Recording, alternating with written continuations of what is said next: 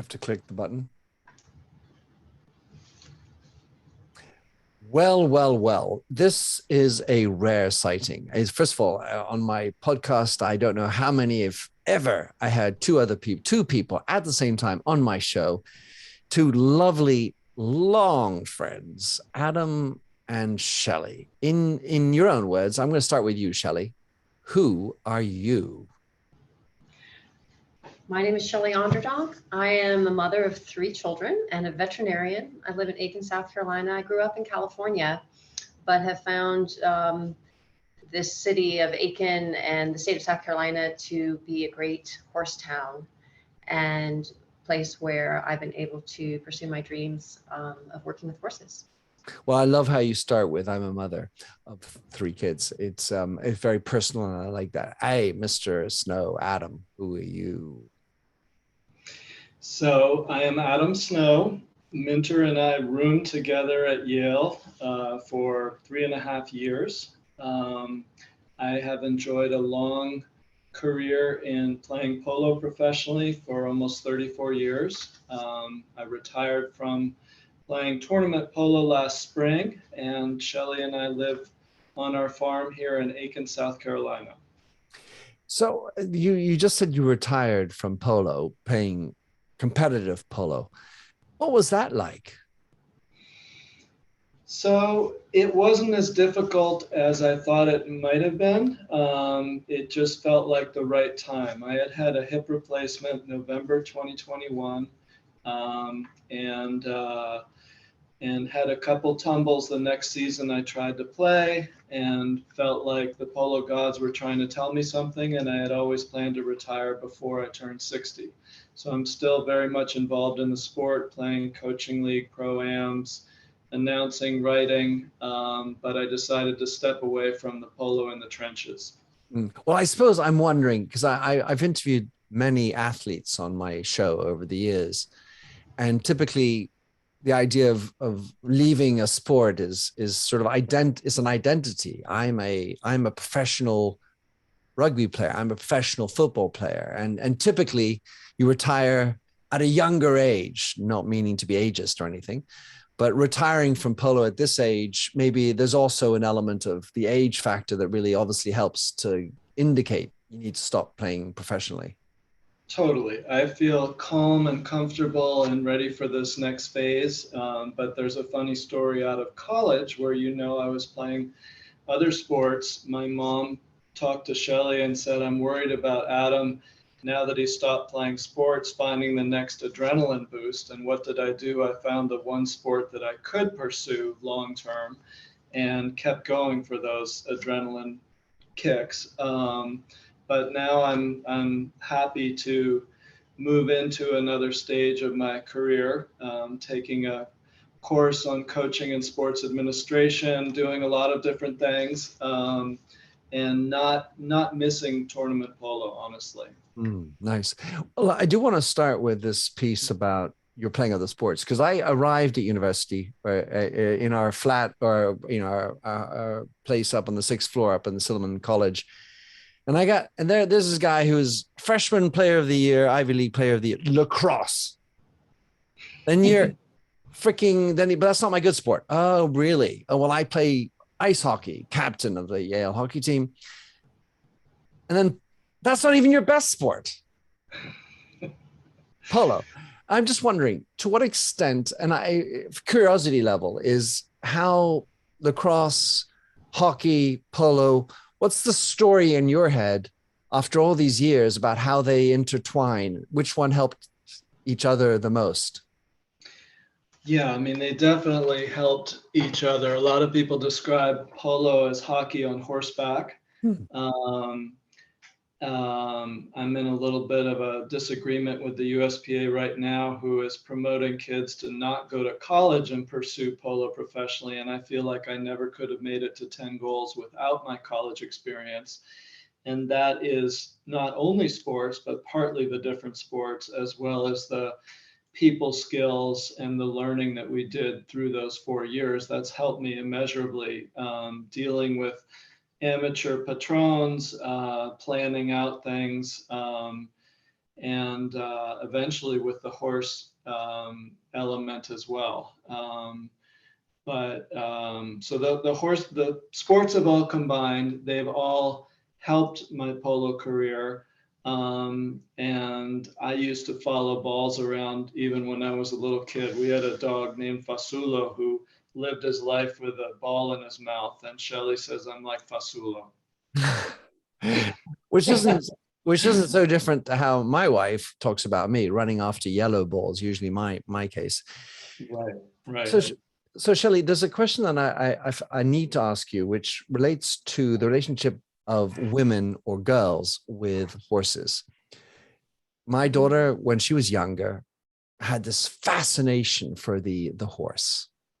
And we would go to stables, and it seemed to be so many more girls interested in horses than boys.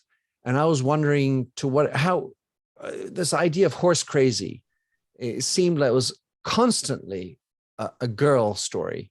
I'm wondering to what extent that's a truth. That's just my observation. I believe there is a lot of truth to that. It's probably more than an observation. I think it's probably could be backed up with pretty firm numbers. And I do think that for a significant number of girls, it is something that they go through when they're young, perhaps prepubertal, that is a more than a fascination. It's really falling in love with an animal, and it's also falling in love with the idea, I believe, of what a horse can provide for you, which is a sense of freedom. And then there's people like me who don't grow out of it, who, it's not a phase. And there are also a lot of women who in their middle-aged years come back to it, interestingly enough. They might have had a little bit of a career experience, or they might have had a family, and then somehow in their 40s or their 50s even, they start riding again and are equally smitten as when they were 10 years old. So it has a little bit of a phase-it quality for some. There's undoubtedly a little bit of a gender bias in that experience, which is not to say that boys don't like horses, but the ratio is gonna be, 10-1. Sort of like ballet. The word you use is freedom, which is kind of interesting. For me, I kind of equated it with power. Like as opposed to a dog or a cat and other domestic animals we can have relationships with. I'm in my head goes to, well, boys or men like cars for freedom. That's what I equate with it. Of course, it's powerful as well. But the notion of freedom with the horse is sort of a natural freedom. Mm-hmm.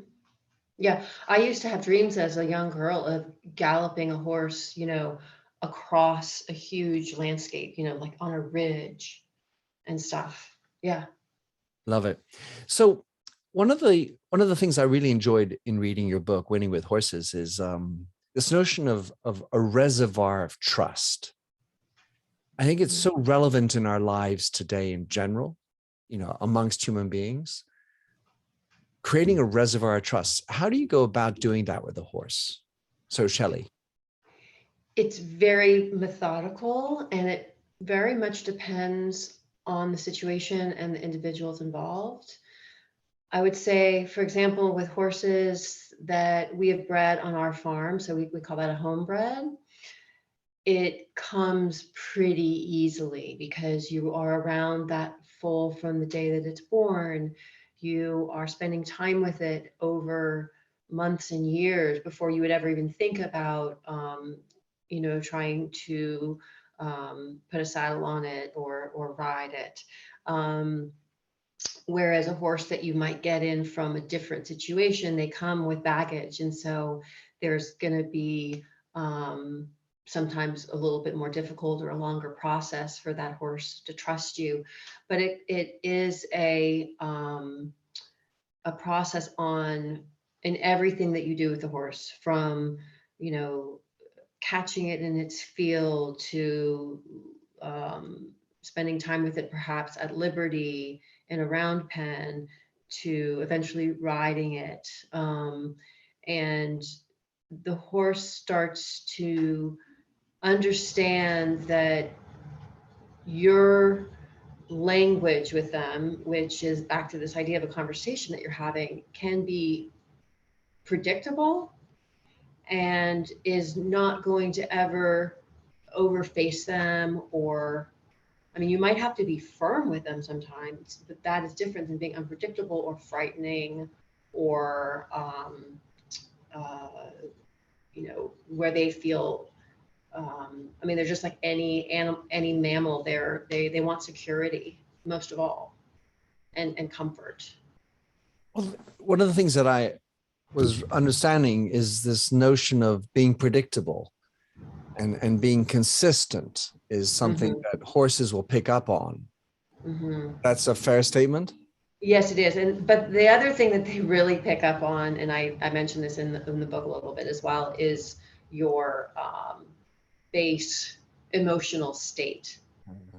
So that reservoir trust also just has to do with having your heart rate, under control, having the tension in your body under control, because they're very, very sensitive to those physiological You think about factors. they're like these 1,000-pound big creatures, and a little mosquito will land on their butt and their whole body will quiver, and they're sensitive about our demeanor as well. And another thing about creating that trust is we get through some challenges together with your partner. And so there's sort of stages of evolution of this trust. And sometimes I say, when something surprises a young horse that I'm riding and maybe they cut in two, but we get through it okay, I feel like I've developed another level of trust that even when there's a difficult situation, they're going to be able to trust me and I can trust them that we're not going to, get in a wreck.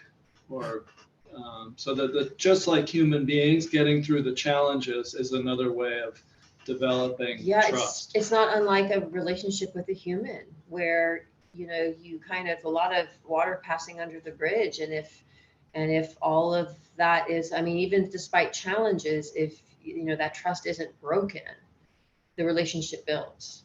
Whereas when the trust is broken, it can be really hard to repair. So I want to just dig in on the challenge piece, because the challenge for the human being going into a polo match is basically to win the match, presumably. Score goals, lead in the whatever chuckers, and then we break it down. But basically, the idea is rather abstract as far as the horse is concerned, in my opinion, or at least the way I imagine it. How do you share the notion of the challenge?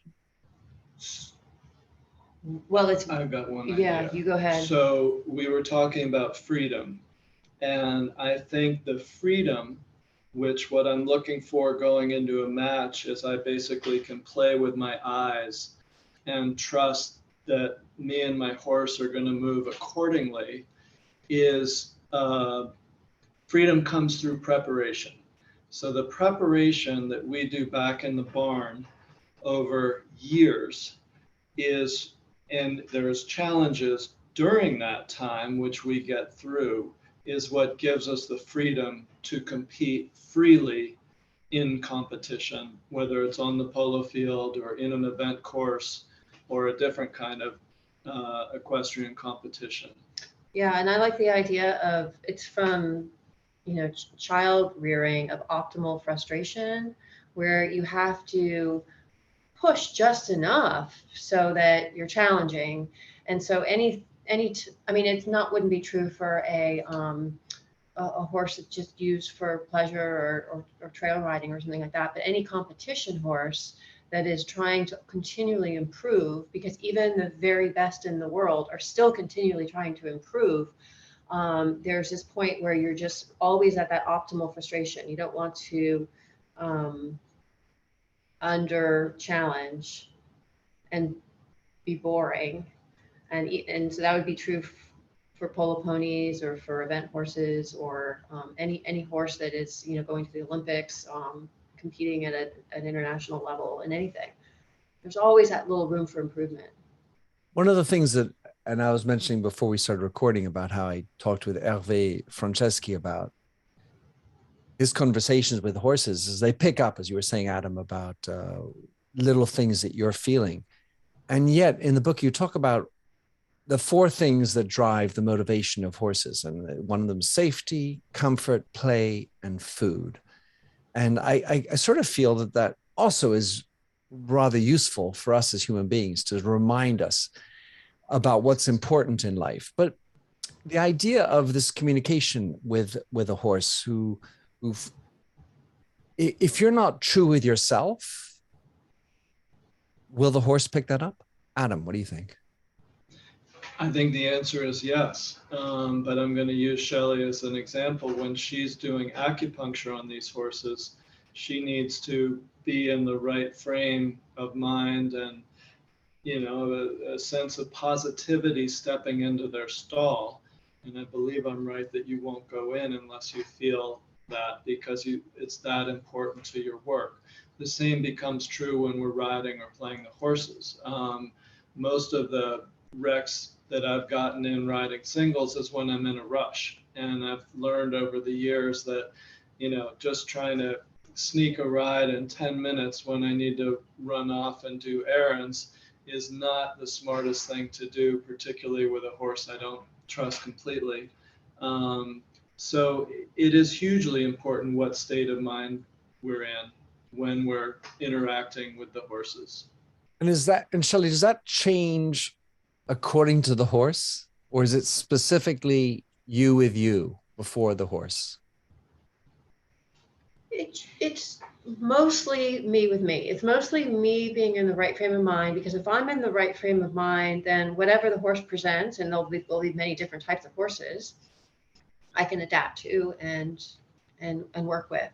But if I come in and I'm like rigid and I'm like, oh, this is the way I'm going to do it, and I'm feeling stressed or time pressure or something like that, it often doesn't go too well. Well, I just don't do it that more. So you write about how horses read you like a book. Somehow this notion of knowing yourself. You're doing this with horses. Now I'm going to ask you, as a couple, to what extent this works with you together. Because when you're doing it with a horse, it's one thing. Now, and you've been talking about this, you've been writing about it, this process of dealing with horses and winning with horses. And then now the horses are no longer there. You're together. To what extent does this knowledge of horses and the communication, self-knowledge actually comes back into the couple? So Shelley, how about you? Start with that. That's a hard one, mentor. I didn't promise all easy, but just yeah. Little curve to that one. I would love to say that it's really helpful. I'm not sure it is. I do think that I do, however, think that the skills that I have learned in working with horses have increased my patience, have increased my trying to assess things and not speak, too quickly. And so, yes, some sort of basic communication ideas, which you practice all the time with horses, I think do sort of tend to integrate themselves into your brain. Like this knowledge, like for example, you have something you're angry about or upset with that happens. Then you go into the conversation and to what extent you check in with yourself just before you go to see the horse. To what extent you might check in with yourself before you expose the issue. I should do it more. Adam, what about you? What about your feeling? I honestly think that I'm probably more conscious of it before I start working with a horse than I am when I walk into the house and talk to Shelley. So, but I'm glad you brought that up, because it's something that we should be thinking about, dealing with each other and in a mindful, present manner, the same way we want to be dealing with the horses that we're working with on a daily basis. And maybe it has something to do with not taking this other being for granted, which we're less likely to do in the barn than we are in the house. Right. Well, because they can kick you in the chin in a much harder way. No, the horse. I mean, but I mean, and just to play fair, I wrote a book on empathy. And so the idea is that I'm quite knowledgeable about empathy. Does that mean that I'm always empathic? Hell no. So the idea of writing doesn't mean you embody it all. So this is why I just wanted to bring this out, because for me, I'm always trying to bring back into our daily lives what you're doing. So this is the first time this is the second time, but the first time I've had any polo horses and this type of environment on my podcast, which is usually about business. So I like to bring it back into the contexts of dealing with human beings. I mean, obviously you don't just deal with horses, as you were saying, Adam, you have to deal with teams. Shelley? Yeah, I mean, I certainly have to deal with people as well. I do think that I am better. I'll be completely honest that one of the reasons that I wanted to be a veterinarian is because I really wanted to deal primarily with animals. Most people who want to be a veterinarian are that way. And so then realizing that, I have to run my own business. My clients are actually humans, not horses. Just my patients are horses, but the clients aren't. And so that was that's the tough part for me. But the great thing about horse people is that if they see you truly caring for their horse, generally everything else is okay. They sort of overlook if you don't have, the best People skills. People skills. Although I think I've gotten a lot better over the years. Well, it's like being a pediatric doctor. You're dealing with kids. You want to take care of the kids, but you got the parents.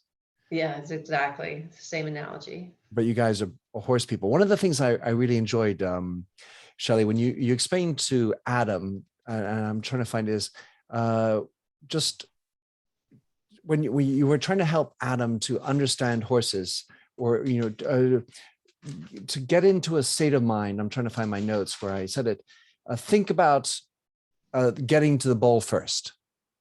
I think that was the advice that you gave to Adam. How did you come up with that? Because this notion of being natural, instinctive, it's what I felt of what the advice you were giving to Adam. I think that anecdote that you're referring to is when he was riding a young horse. Yeah. And sometimes when, like in any activity, you can get too much in your head. Yeah. You start overthinking things, and then your body starts doing things that are really odd. Like getting tense in different places and whatever. So I think that what you're referring to is I just wanted him to just relax and forget about the horse for a moment and just pretend like he's playing polo again. Because then his whole demeanor changed. She said, pretend you have a mallet in your hand and you're just trying to make some plays in the round pen on that 3-year-old. And it was brilliant because it put me back in the place where I really am comfortable and confident. And now I'm riding the horse with the mallet, pretending I'm making some plays on the ball. And I'm training the horse through this confidence and my comfort with these movements and this general aspiration of getting to the ball and making a play on the ball, and ultimately keeping in mind what your strengths are is important in the training and developmental stages. It felt for me, Adam, like it was the shortcut to get into flow.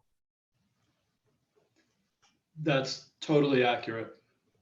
And wouldn't it be great if we always had a shortcut like that? I mean, it felt like when I was reading the book, it felt like, that's the key for you to just forget the bullshit, make it simple, and feel in it. Yeah. Yeah. Yeah. You need to do a lot of work on that zone, that your own personal flow so that you can get there. You can access it so easily. you can access it.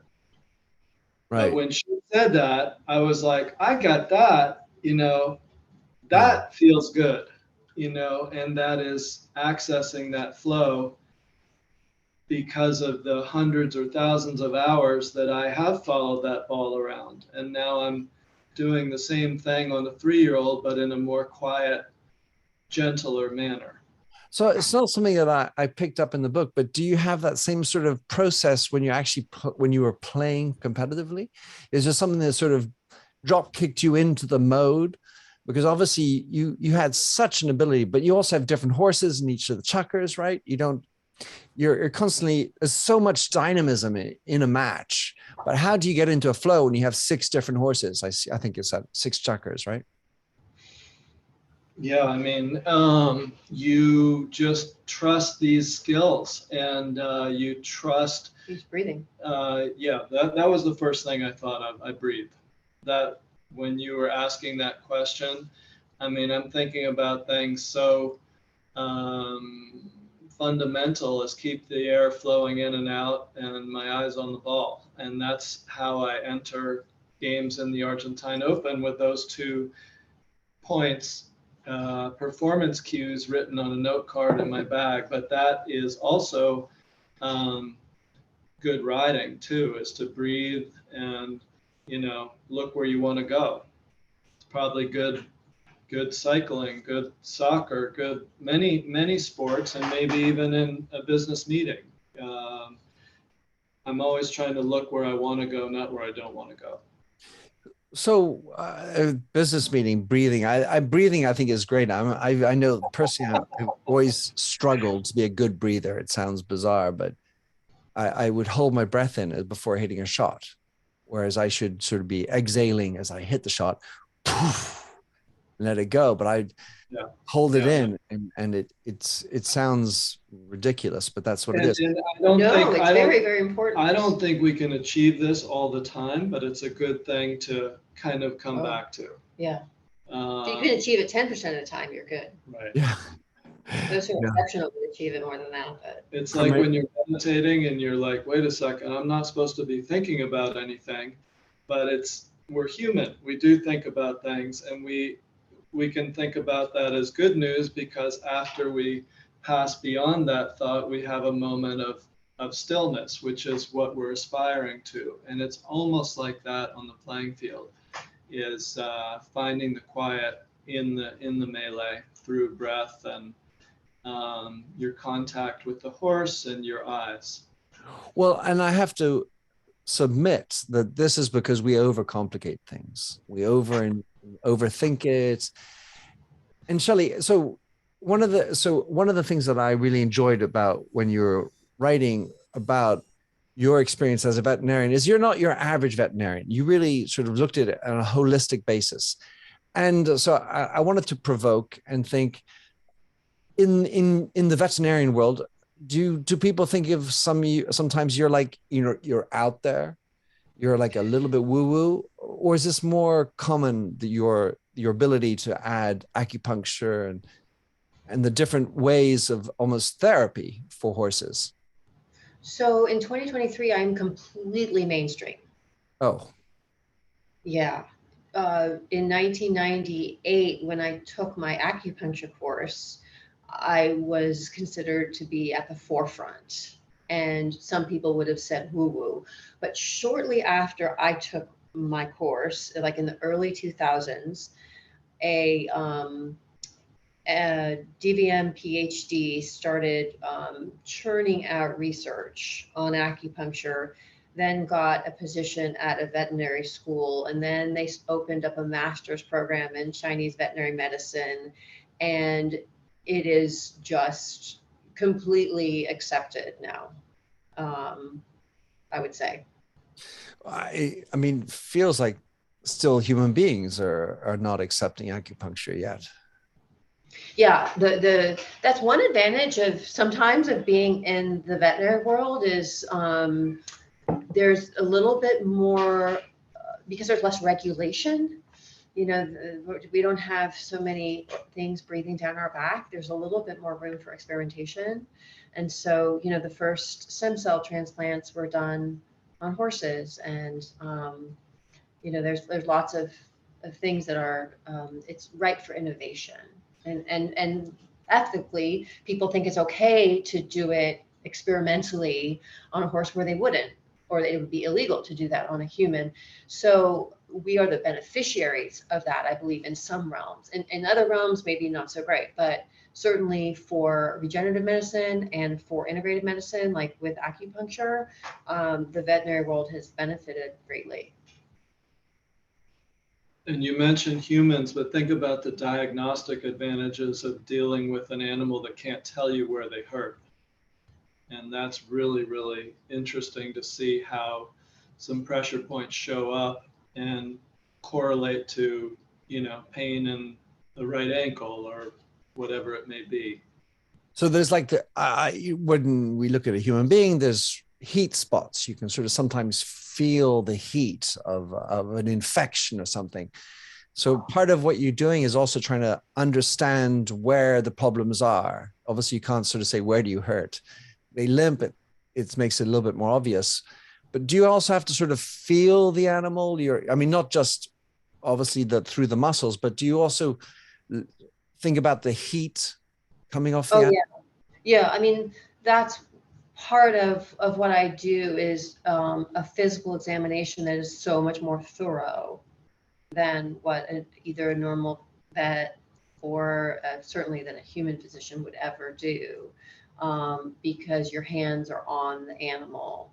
And you also, as far as horses, since I do a lot of sport horses, you have to develop a really good eye as far as watching the horses move as well. And so the diagnostic skills are of a different type, and, you know, much more just at a deeper level. Something I picked up, and it's just relevant for me when I get my massages, is when I have someone give me a massage, usually therapeutic massage, they won't they'll keep a hand on me, even if they're sort of getting something. Mm-hmm. The way I equated with what you do is you say when you didn't want to leave their space. Yeah. Does that also mean leave a hand on them, or is just being in the space is enough? So it's interesting. I think it's with humans too. Like, we can feel often the energy if the hand is just hovering right over your space. So, and it's also with horses more of an intention. Like, it just happened to me the other day. I was treating a horse and I was finished, and I was walking away back to my truck to get my book that I write my things down in, and the horse followed me, and I felt so bad because I was like, oh, I forgot to like do my proper, like I usually face them and put my hand on their head, and I'll take my first few steps backwards to kind of just to let them know, like, no, you're staying there. I'm leaving now. And it was just a really good example of I forgot. So he followed me, you know.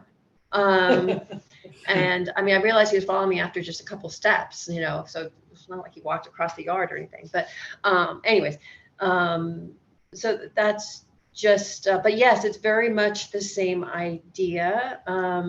But I consider it sort of, I mean, I do think that there is a physiological part of it, but I really feel like it's more just like a courtesy. You know, it's acknowledging that the horse is allowing you into their space, and they deserve to know, you know, that I'm kind of there or I'm not there. We're talking about a relationship with horses. A lot of my conversations typically, most recently, are relationships with machines. And in the world that I operate in with AI, there's a term we talk about anthropomorphizing machines, rendering them human. What part of the conversation for you, Adam, to what extent are you trying to not think of the horse as a human, or how do you not think of them as human, because they have such human eyes? One of the things that we wrote about in the book is that German term Umwelt. Oh yeah. I don't know if you remember that. It's a German philosopher came up with this term, and every creature has its own sensory bubble of perception. And, a tick is scenting for mammalian blood and probably isn't aware of other sensory input or doesn't care about it. And we as humans think we know everything, but we don't. But we do have the ability to consider things from another creature's perspective. And Shelley and I feel like considering a horse's umwelt is hugely important in our relationship with them. I've actually come to find that rather than anthropomorphizing the horses, I feel like some of their sensitivities and preferences are our preferences. So I'm like thinking that we're more like horses in that we like social, we like to know we have safety, we like to know we have food. And some of their priorities aren't that different from our own priorities. Now they are, in the wild prey animals. So a lot of natural horsemanship is dealing with the fright and flight response. Maybe the humans don't have that hanging over our heads. But I don't think I'm at risk of anthropomorphizing them. I think I'm taking lessons from them that can be applied to me as a human being. And well, we ought to also. Another area that you talk about in the book, which got my attention, was about drugs. Of course, let's start with the humans and the pharmaceutical industry and the way antibiotics are kind of everywhere.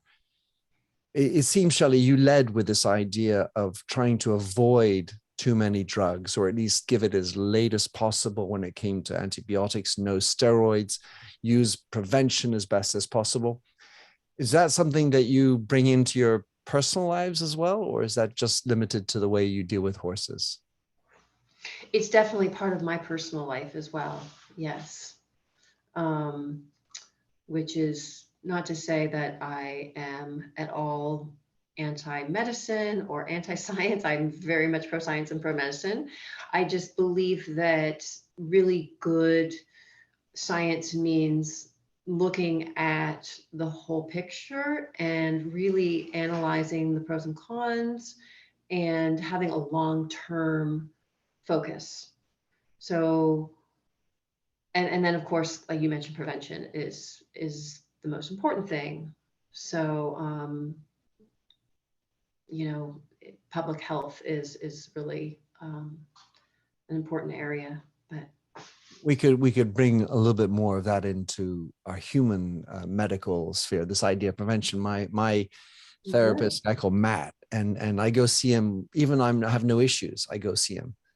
And the Chinese, of course, it's obviously their part, and acupuncture leads into that somehow. It feels like we could do so much more in our human medical state, especially in the West, to think more about prevention, less drugs. Adam. Absolutely. And I mean, when I was in season and Shelley was traveling with me, she would check the horses after every game once a week, whether they're sound or not. And I think most players are only calling a veterinarian when there's a lameness or a specific issue to be dealt with, or they're trying to get a performance enhancing boost, which I haven't had much success with, largely due to Shelley's influence, that prioritizing the long-term health of the horse, I think, is the way to go. I think it's win-wins because you have a longer career for the horse and you're not risking things like putting steroids in a joint, where I tell one story about losing a horse because of a injection with septic. And that's something we're doing on our farm now, is trying to go as natural as possible when faced with, invasive versus natural decisions. Right now, I'm playing my horses barefoot, for example, which is a little bit cutting edge, but we've both learned to trim our horses barefoot.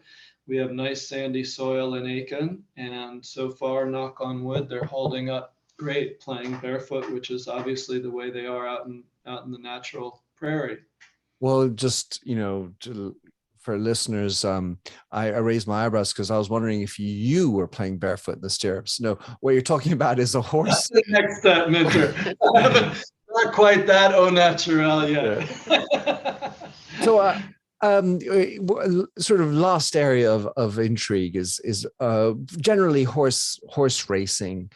They're like pharmaceutical industry, can have a bad taint. We talk about performance enhancement, and there's a whole lot of bad, well, as far as I understand it, bad press with regard to the way horses are treated. They can't speak back, and the story of Seabiscuit comes to mind because I fell in love with the story of Seabiscuit. It was a great way to get into understanding. So I was wondering what your experience was, and what did you retain from that story? Is there something that you carry with a positive bent? Is this for? So I read Seabiscuit. It was quite a while ago. I remember he was a retired polo pony. But I think that our book is coming out at a good time when racing is facing a lot of time in the spotlight for some of its dubious horse care practices. And I think that there will be changes made. But one thing that Shelley says in the book is, we were asked a question in a newspaper interview about what do horses get out of competing in a polo match or eventing on the event course. And one could even say racing in the Kentucky Derby or in a lower level race.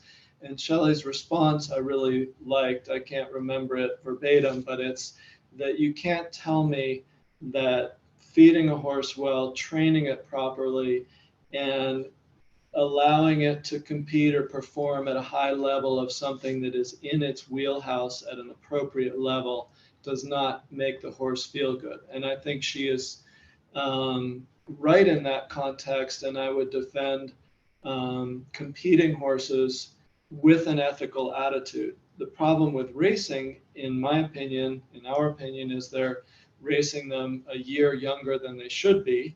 This is in the United States. In the United States, they're racing 2-year-olds when their bones are not fully formed. And there's a real problem that Shelley can get into more detail about the responsibility for what happens after their racing careers. And horse welfare really needs to be a birth to death overlook, and we get caught up because, there's a 3 or 4-year-old racehorse that dies on the track. Well, for that one incident, there's 1,000 horses probably that are, sort of abused, maltreated, sent to the slaughterhouse, or whatever. So after their utilitarian. There's a lot of welfare issues around all horse sports. There's no question about that. And this idea of social license, of what the public perceives to be acceptable for the use of horses, is getting narrower and narrower. And so all equestrian sports are reckoning with this. But I really do feel like I am a big supporter of horse sports. If they're done well, they need to be regulated. They need to be not money driven, and they need to have the horse welfare first and foremost. And a lot of that has to do with the entire lifespan of the horse. And in our way of thinking about it, a lot of that has to do with trying to keep things as natural as possible for horses. And horses need to have, at some points in their life, they really need to have access to large pastures and pasture mates and be able to live what for them is a semblance of a normal, natural life, with periods, obviously, of perhaps intense competitions kind of sparkled in there. Well, as you say in your book, I mean, it seems like the overriding message was performance can come with welfare. Yes. Exactly. Yes. And the other thing that feels like comes out of our conversation here is this notion of long-termness. You talk to a cradle to grave sort of approach, and just bringing back to the way we live our lives. It seems there's so much more short-termness, get it all there. And then, you know, like you're a professional athlete, that's the only thing that counts. And then when you retire, you're screwed. You know, you have no more identity. If you have a longer term approach to prevention, it's part of a life cycle, you get so much more out of it. And I guess that's our hope with this book, because we're talking about our philosophy. And if we can help some horses and help some riders through them reading it, becoming acquainted with it, it's another win-win. So just to finish then, you guys are in Aiken, South Carolina. You have your own horses. People who are listening to this who know about horses, who have horses, can they come and get a class from you? How do they, I mean, read the book, of course, but do you have other ways of helping others to understand your approach? How do you get the word out there? Yeah, our website is horsesinsport.com. We have organized clinics in the past. We don't have any on the docket in the immediate future, but we would be open to doing that. Someone came in. And for the future, you have more horses, polo horses. What are you trying to groom for the future? As far as the horses that I am playing, I'm the beneficiary of the 10 years that we breeded horses, and that I have really a great string of horses, 6 of which were homebreds out of the best mares that I played that were winning the US Open, best playing pony prizes and stuff. And I'm getting to play their offspring, which we train together. It's a real luxury. We kind of said these ones are too special to sell, and they're going to retire with me as I continue to enjoy playing them in exhibitions and coaching league and pro-am scenarios in the spring and fall here on the farm and in the area in Aiken. Although I am playing a Yale alumni game against UVA on September 9th in Long Island. Go blue, go blue. And are you going to be riding 8-year-old horses? I'm not going to be riding my own horses, other than one that I donated to Yale. We donated, I don't know, 8 years ago. Wind River is going to make an appearance. So he was bred on this farm, and we donated him to Yale. We had too many homebred geldings. We donated him. So I'm going to be playing one that was raised here. Brilliant. I also noted how you loved naming horses as another privilege you have. So Shelley and Adam, thank you so much for coming on. The name of your book is Winning with Horses. What's the best way to get the book? And is it going to be available in other countries? Yes, so it's on Amazon. It's also on horseandriderbooks.com from our publisher. And please do leave a review for us if you purchase it from Amazon. We really appreciate that. And it will be available in the UK and I believe Australia and New Zealand in September. Via the seller, right? Quiller is the publisher, but I think on Amazon as well. Right, sure. Amazon.co.uk and stuff like that. Lovely. Hey, you guys, big kisses. Thanks for coming on the show. Thank you. Thank you. Leave.